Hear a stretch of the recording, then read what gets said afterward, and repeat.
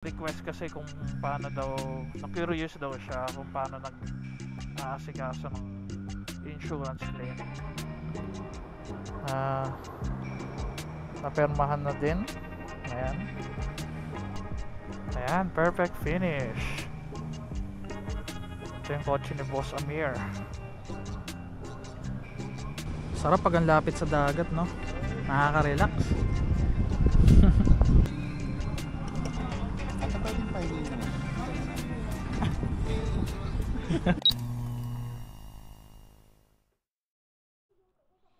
Ayan, sinundo natin siya. May dinaanan lang Ditay. Hindi na daw siya sasabay hanggang Olonga po kasi mainit. Mainit naman talaga. So mag-aabang na lang siya ng bus sa kalsada. So nakasakay na siya. Tapos tayo maghahatid tayo ng pagkain kay Airpat. Lunch.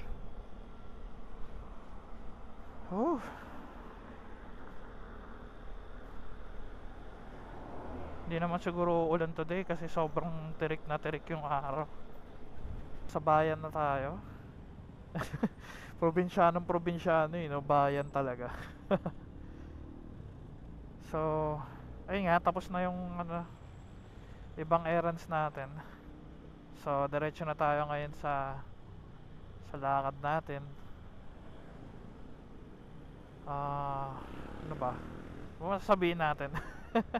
Ay guys, this vlog has been requested pala. These are something na nakalimutan ko yung pangalan niya. I-screenshot ko na lang yun, tapos ilalagay natin dito sa video, no, pagka-edit.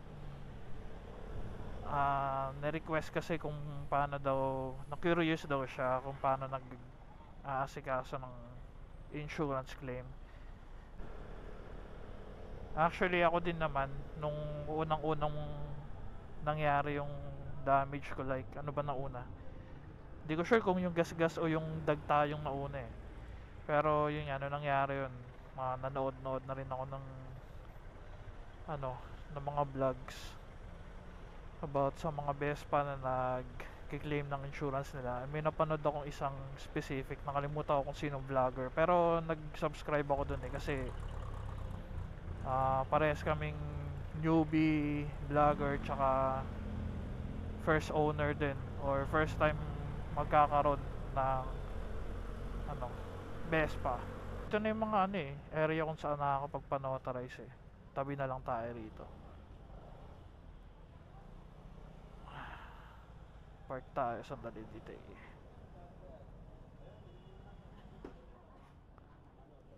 Sana safe naman, no?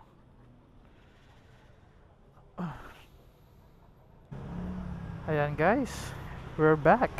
Nakapagpanotaryo na tayo. Ayan siya. Napirmahan na din. Ayan. So buti na lang nagtanong-tanong ako kasi yung unang pinuntahan ko, sabi sa akin na balik daw ako kasi mali daw yung format nung pag-aagawa ko ng affidavit. Tapos sinulat-sulatan na lang niya yung papel kung anong gagawin ko, ganyan, pati spacing. Pero dito sa pangalawang napuntahan ko, sila yung nag-retype para sa akin. Tapos nagbayad na lang ako ng 300 pesos, which I think is okay naman na. Wala akong idea kung magkano ba talaga pa notarize, pero okay na yun, 300. Tapos ito pa yung isang requirement na pinadala sa akin nung insurance ko, kasama nung nag-reply sila sa email ko. So ayan, initial notice of claim. Kukoberan ko na lang ng sticker yung mga importante kasi hindi dyan yung cellphone number ko eh. Okay, so na-text na natin si Boss Amir. Siya yung may-ari ng Perfect Finish kung saan natin papagawa yung paint job. So nasa shop na daw siya, kaya punta na tayo doon. Ayan, perfect finish. Yan na si Amir. Okay.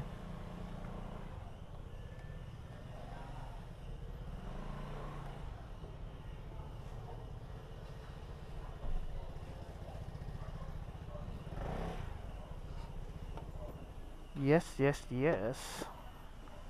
Busy day at the office. So yan, 5 yung gagawin. Isa to, dalawa,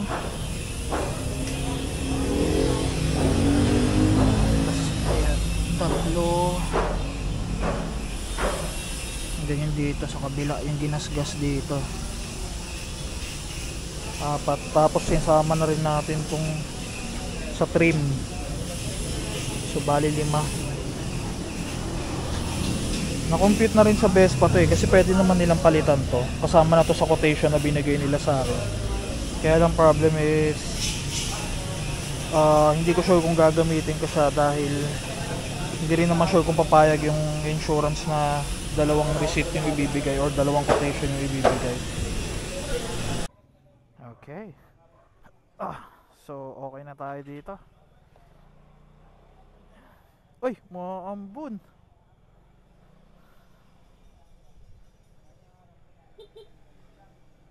Higa. Maambon. So ayan, nakapagpa-quotation na tayo. So okay na lahat ng kailangan nating papers or requirements para magawa yung para makapag-claim ng insurance. So enumerate natin, no? So una yung affidavit, and then sumunod is quotation or estimation ng mga repair na gagawin. Tapos driver's license and copy ng OR. So yun lang naman lahat ng gagawin mo. Tapos ipapasa mo na siya sa insurance claim mo, ganyan. Tapos yun na, goods na. Hindi natin alam kung saan tayo pupunta. Magkakape ba ako or dediretso na tayo uwi? Meron pa tayong trabaho eh. Chill muna tayo dito. Hinga lang tayo sandali bago tayo bumalik sa bahay. Yeah. Sarap pag ang lapit sa dagat, no? Nakaka-relax. Picture sila ate, oh. Ay. Wala na tayo mapuntahan. Or punta na lang tayo sa kapihan siguro nila nila Kuya Bubong. Ito yung kapihan sa ano, sa ASEA. Nililipat pala nila rito. Ganda eh. Show nga natin.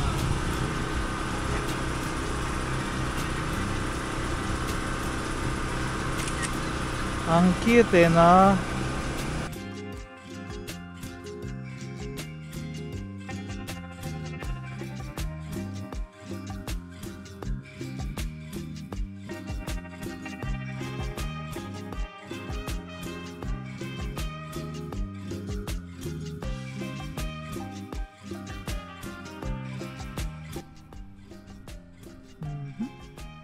Sibol Kapihan. Ay, grabe ang init.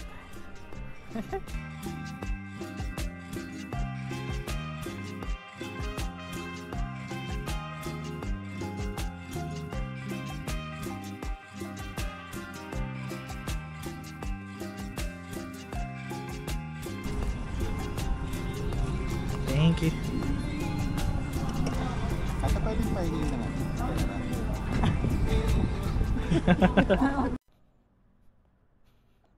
Yan, barsi na rin tayo. At wala din naman yung mga tropa, mga nasa work pa. Yeah. Let's go home.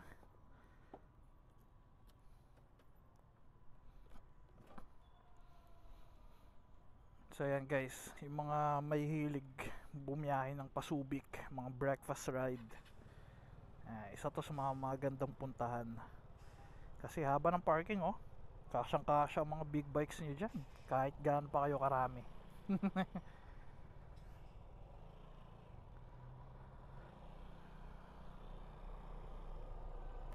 2 to 3 weeks kapag naipasok na natin sa shop yung motor for repainting, no? So yeah, I guess i-upload na natin to. At medyo matagal-tagal din tayo mawawala ng motor pag nangyari yun. Tagal-tagal tayong walang mga vlog. So again, thank you guys for watching, and thank you sa mga subscribers natin, new and old. Salamat sa continuous na suporta, tsaka sa panonood ng mga videos natin, no. Oh, nakabukas ba to? Okay, hindi.